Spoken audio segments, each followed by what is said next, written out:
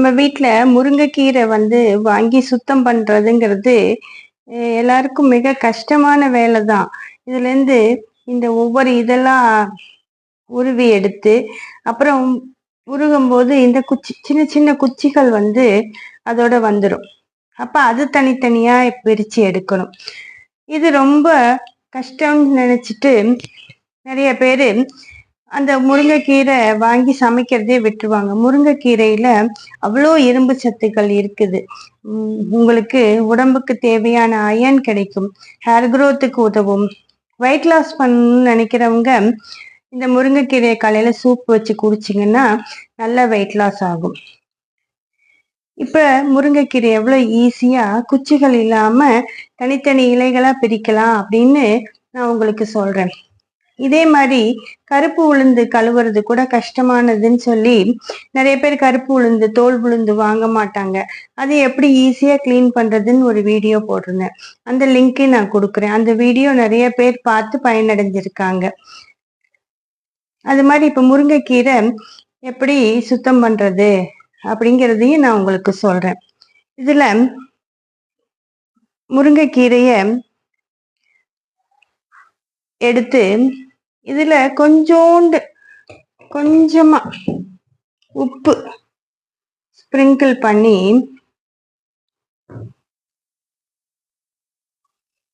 இத இந்த மாதிரி ஒரு நான் ஓவன் பேக், அரிசி வர பை எதுனாலும் நீங்க எடுத்துக்கலாம். அதுக்குள்ளார போட்டு நல்லா இறுக்கமா சுத்தி அது மேல ஒரு நல்ல வெயிட் வச்சிடணும். எப்படி வைக்கிறதுன்னு காமிக்கிறேன் இருங்க. இந்த மாதிரி முருங்கைக்கீரைய பையில போட்டு அது மேல வெயிட்டா ஒரு இரும்பு தோசைக்கல் வச்சிருங்க.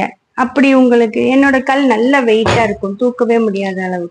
அப்படி இல்லைன்னா அது மேல இந்த மாதிரி இடிகள் கூட வச்சிருங்க. வச்சுட்டு ஒரு 1/2 hour to 1 hour கழிச்சு பாத்தீங்கன்னா எல்லா இலைகளும் எல்லா இலைகளும் தனித்தனியா உதிர்ந்திருக்கும். பார்க்கலாம். கொஞ்ச நேரம் கழிச்சு எப்படி அந்த காம்புல இருந்து இலைகள்லாம் உதிர்ந்திருக்குன்னு பார்க்கலாம். ஒரு 2 மணி நேரம் கழிச்சு நம்ம வச்சிருக்க வெயிட்டான இந்த இடிகள்லையும் இந்த தோசைக்கல்லையும் எடுத்துட்டு நம்ம பார்க்கும்போது இந்த முருங்கைக்கீரை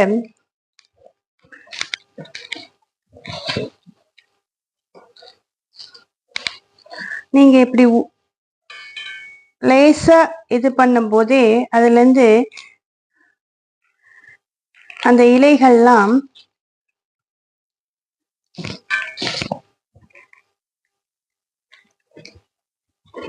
ஈஸியா அந்த பைக்குள்ளரே விழுந்துடும்.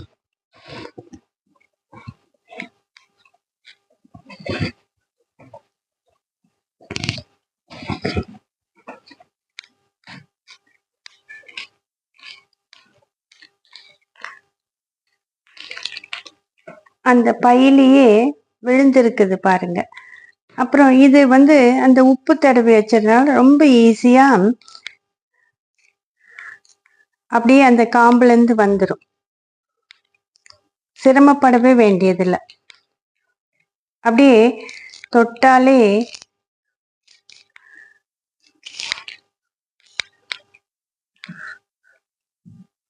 இது துளிர். இதை நம்ம அப்படியே போட்டுக்கலாம். அப்படியே ஈஸியா கையை வைக்கும் போதே அப்படியே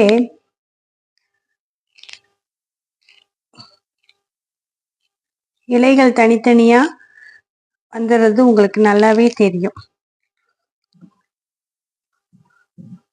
ரொம்ப ஈஸியான மெத்தடு.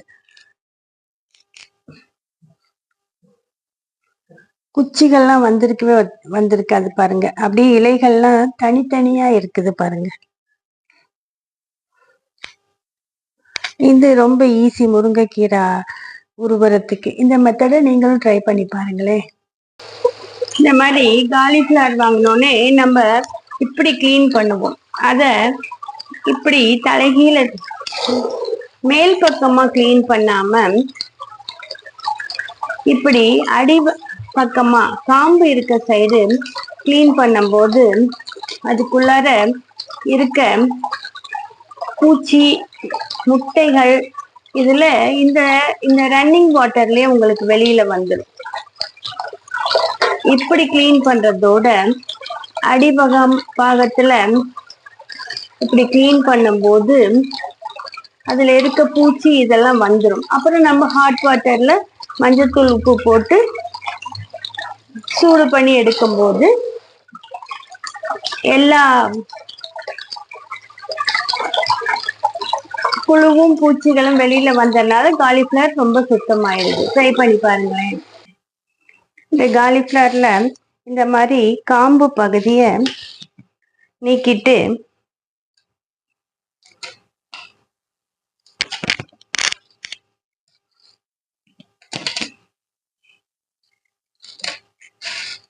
ஒரு கவர்ல இப்படி போட்டுட்டு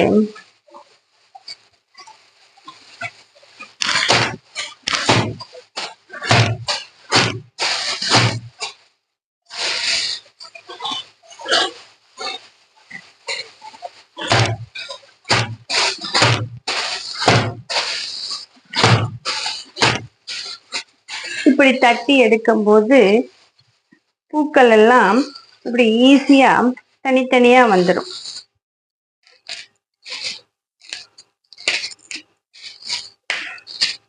ட்ரை பண்ணி பாருங்களேன். ரொம்ப ஈஸியா நம்ம எடுத்து வச்சுக்கலாம்.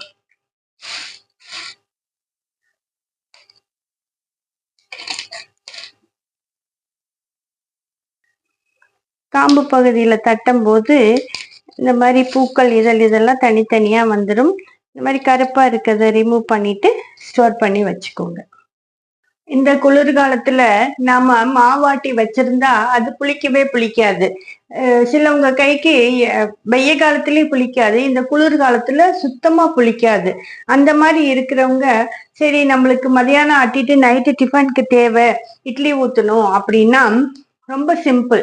குக்கர் எடுத்துக்கோங்க. குக்கர் இந்த மாதிரி கேஸ்கெட்டோடயே எடுத்துக்கோங்க.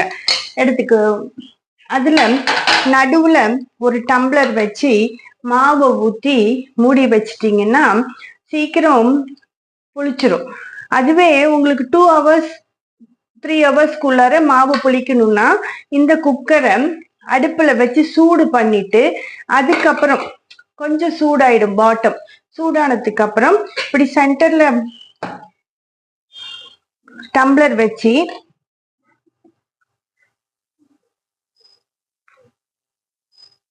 உங்களுக்கு எவ்வளவு மாவு தேவையோ அதை நீங்க ஊத்தி வச்சிட்டீங்கன்னா சீக்கிரம் புளிச்சிரும்.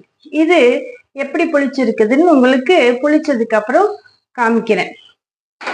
மாவு ஊத்தி இந்த மாதிரி குக்கர் கேஸ்கெட்டோட போட்டு மூடி வச்சிட்டீங்கன்னா மாவு சீக்கிரம் புளிச்சிரும். இந்த குளிர்காலத்துல இந்த டிப்ஸ் நல்லா யூஸ் ஆகும். ட்ரை பண்ணி பாருங்க.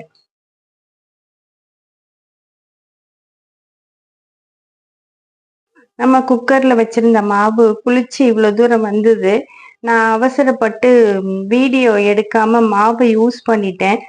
உங்களுக்கு தெரியும் நம்ம ஊத்தி வச்சிருந்ததோட இவ்வளவு தூரம் பொங்கி இருக்குது. இந்த டம்ளர்லயும் உங்களுக்கு அந்த மார்க் தெரியும். இந்த மாதிரி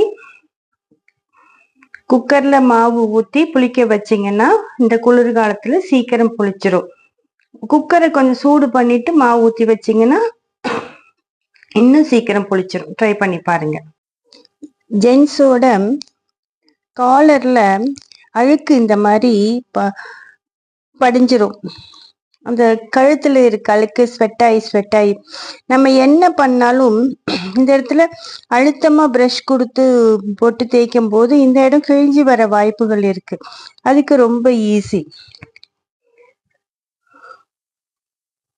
இந்த மாதிரி நீங்க என்ன பவுடர் யூஸ் பண்றீங்களோ அத போட்டு அப்ளை பண்ணி வச்சிட்டீங்கன்னா இந்த மாதிரி காலர் அழுக்காகாது. ஈவன் இந்த மாதிரி பவுடர் போட்டு அயன் பண்ணி வச்சிங்கன்னா கூட துவைச்சோடு இந்த மாதிரி பவுடர் போட்டு வச்சிருங்க. அயன் பண்றப்ப இந்த மாதிரி பவுடர் போட்டு அயன் பண்ணி எடுத்து வச்சிங்கன்னா இந்த மாதிரி கழுத்துல காலர்ல அழுக்காகாம இருக்கும். ட்ரை பண்ணி பாருங்களேன்.